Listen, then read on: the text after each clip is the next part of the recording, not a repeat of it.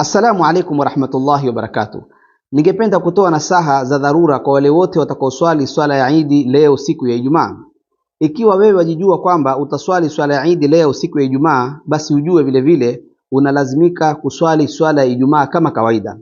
Yaani ukimaliza kuswali swala yako ya Eid, ukamaliza shughuli zako, ujue unasubiriwa kutekeleza swala ya faradhi ya Ijumaa kama kawaida. Wala Ijumaa haiondoki wala haina khiari, lazima utekeleze swala ya faradhi ya Ijumaa hata kama wewe umeswali Eid. Haijalishi kama umeswali Eid, Ijumaa ni faradhi kwako, uitekeleze kama kawaida. Na huo ndiyo msimamo wa madhehebu ya Imam Abu Hanifa na madhehebu ya Imam Malik na madhehebu ya Imam Ash-Shafi'i. Ama kwa upande wa madhehebu ya Imam Ahmad ibn Hanbal, wao ndio wameruhusu, na wao wameruhusu kwa upande wa wale maamuma kwamba wanaweza kuswali ya dhuhuri badala ya Ijumaa. Na hiyo ni kulingamana na hadithi ya Mtume sallallahu alaihi wasallam alipowaruhusu wale mabedui, watu wa kutoka vijijini. Walikuwa watu wanakuja kutoka vijijini, wanakuja kuswali pale Madina swala ya Eid. Kwa hiyo Mtume sallallahu alaihi wasallam akiwaruhusu kwamba hawatakuwa na haja ya kuswali swala ya Ijumaa, wapate nafasi ya kurudi vijijini mwao na waende wakatekeleze swala ya dhuhuri huko vijijini.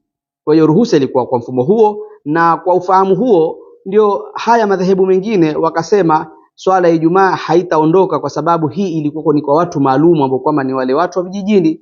Ama kwa upande wa madhehebu ya Imam Ahmad ibn Hanbal, akaona hii ruhusa ni ruhusa ya Waislamu wote, wanaweza kuitumia ruhusa kama hii.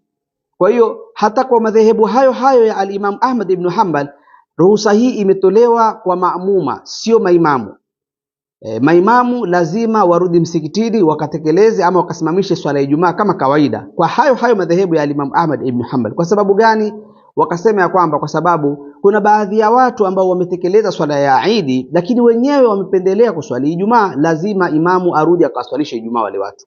Na kuna wengine ambao kwamba wamekosa swala ya Eid, yani hawakuweza kuswali swala ya Eid, watalazimika kuswali Ijumaa. Kwa hiyo imamu atakuwa ni wajibu wake kwenda kuwaswalisha watu kama wale. Kwa hiyo maimamu lazima warudi wasimamishe swala ya Ijumaa kama kawaida, na misikiti lazima isimamishe swala za Ijumaa. Adhuhuri zilizoruhusiwa ni watu wakaswali majumbani. Wewe wataka kuswali adhuhuri, rudi nyumbani ukaswali adhuhuri, lakini msikitini watu wataswali Ijumaa.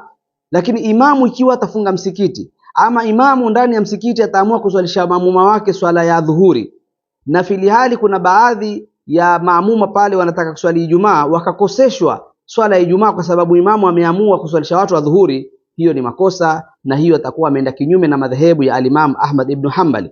Ama madhehebu yaliyobakia yote ni lazima mtu arudi msikitini akatekeleze swala ya Ijumaa. Jambo jingine ambalo kwamba ni la dharura pia linatakiwa lifahamishwe ni kwamba lazima wewe ujitambue kama Muislamu, wewe ni mtu ambao kwamba unafuata madhehebu gani.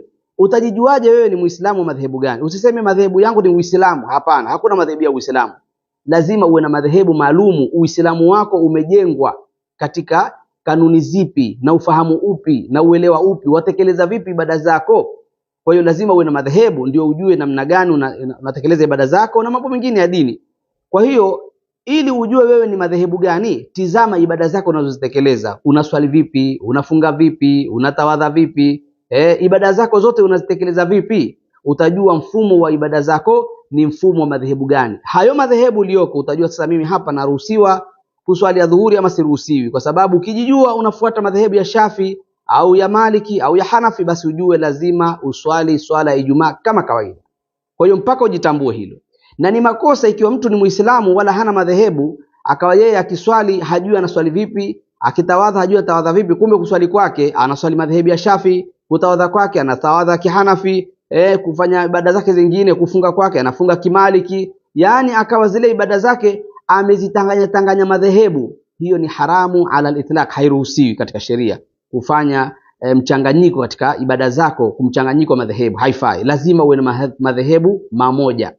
Nafikiri imeeleweka swala hilo. Kwa hiyo inshallah taala tuswalini swala ya Eid kwa wale waliojaliwa, kwa watakoswali swala ya Eid siku ya Ijumaa, na warudi msikitini kuswali swala ya Ijumaa kama kawaida. Na inshallah taala na wale watakoswali swala ya Eid Jumamosi kwa kulingamana na miandamo yao, pia tunawapatia tahnia inshallah taala nyote Waislamu na sote Waislamu, wa kullu amin wa antum bi alfi khair. wa Eidukum mubarak inshallah taala. Mwenyezi Mungu atupatie Eid ya neema, Eid ya baraka na fadhila na rehema inshallah taala. Allah tutakabalie, takabalallahu minna wa minkum salih al a'mal. Wassalamu alaikum wa rahmatullahi wa barakatuh.